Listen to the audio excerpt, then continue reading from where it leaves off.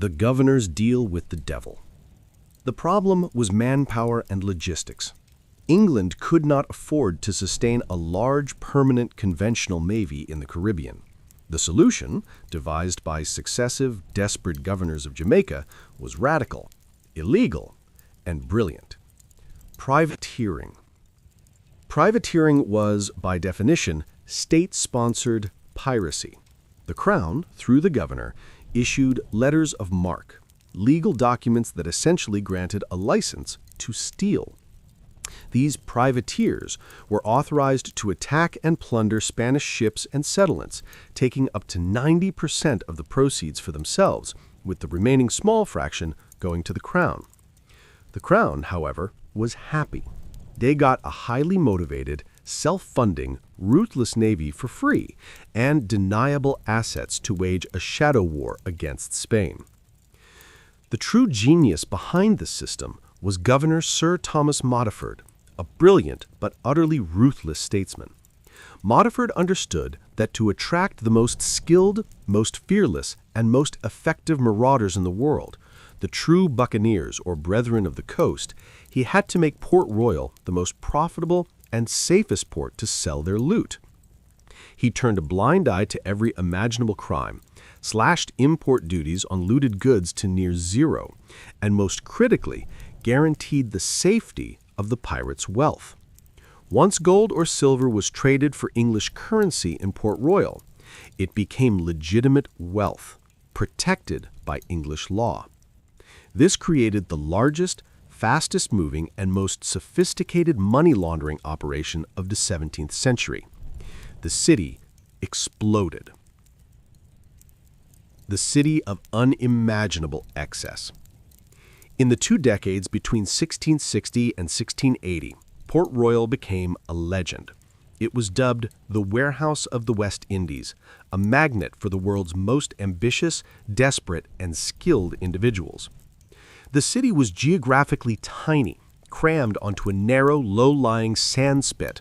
Yet, in 1670, it boasted 6,000 residents, excluding the thousands of transient sailors, indentured servants, and the enslaved African population in the surrounding sugar plantations.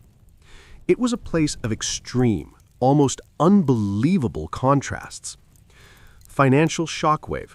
The sheer flow of precious metals was unprecedented.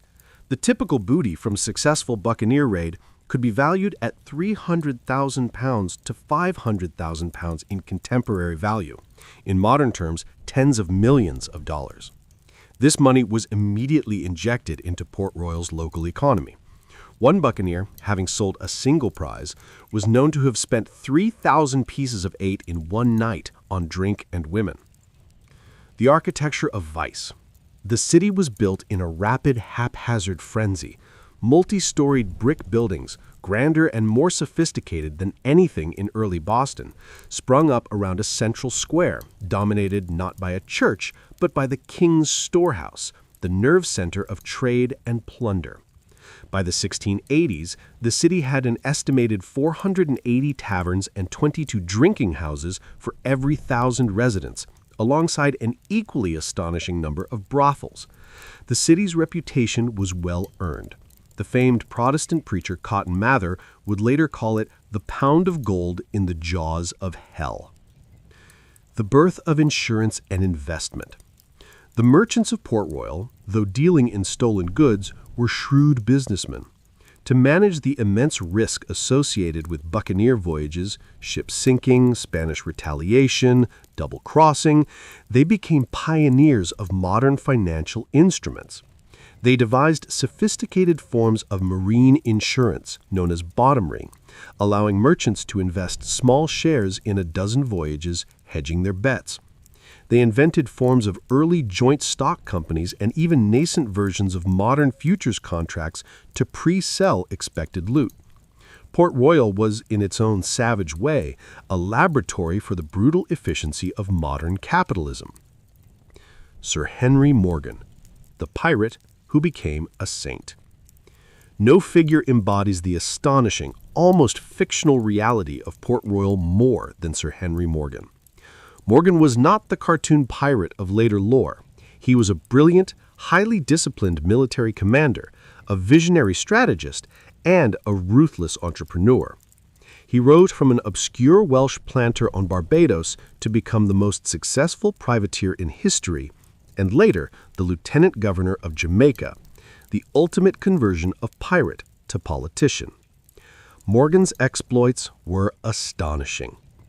The sack of Portobello in 1668.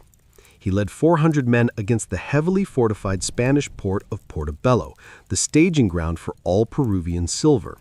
The battle was a horrific, bloody massacre. To breach the final fortifications, he forced monks and nuns seized from the local monastery to carry his scaling ladders under Spanish fire. The resulting loot was so immense, over 250,000 pieces of eight in contemporary value, that Morgan injected almost all of it into Port Royal's local economy, making him a legend. The March on Panama, 1671. His most legendary feat. Morgan led over 1,000 men on a grueling 9-day march across the Isthmus of Panama, a feat of logistics and endurance considered impossible.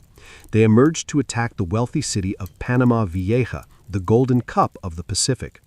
They utterly destroyed the city, securing an unprecedented haul of treasure, but more importantly, dealing a catastrophic psychological and economic blow to the entire Spanish colonial apparatus. Morgan was briefly arrested and sent back to London, a diplomatic gesture to appease the outraged Spanish crown. But King Charles II, recognizing a formidable asset when he saw one, instead knighted Morgan and sent him back to Port Royal, not as a prisoner, but as the second highest authority on the island. The message to the world was clear. Piracy that served the English crown was not a crime. It was a path to nobility. Morgan's administration focused on a transition, dismantling the buccaneer fleets he had helped create, replacing them with a more formal naval and merchant power, and consolidating the land-based wealth of sugar. His efforts helped steer Jamaica towards its next brutal, profitable chapter. But his legacy, the radical idea that fortune favors the bold, regardless of law, was the bedrock of the Port Royal spirit that would later be channeled by American industrialists and frontiersmen. The folly of foundations. As Port Royal grew, it became a marvel of engineering folly. The entire city was built on a narrow spit of land, only 200 yards wide in some places, consisting of loose, unstable alluvial sand deposited over centuries by the sea. The merchants, determined to cram as much lucrative space as possible onto the waterfront, had pushed the limits of construction, building multi-story brick and timber structures on what was essentially a massive, saturated sandbar. Beneath the city lay a network of geological faults. The North American and Caribbean tectonic plates were grinding, constantly generating immense stress. For decades, the tremors were minor, an annoyance. The citizens, obsessed with their wealth, saw no need to heed the warnings of the occasional quake or the pronouncements of local preachers.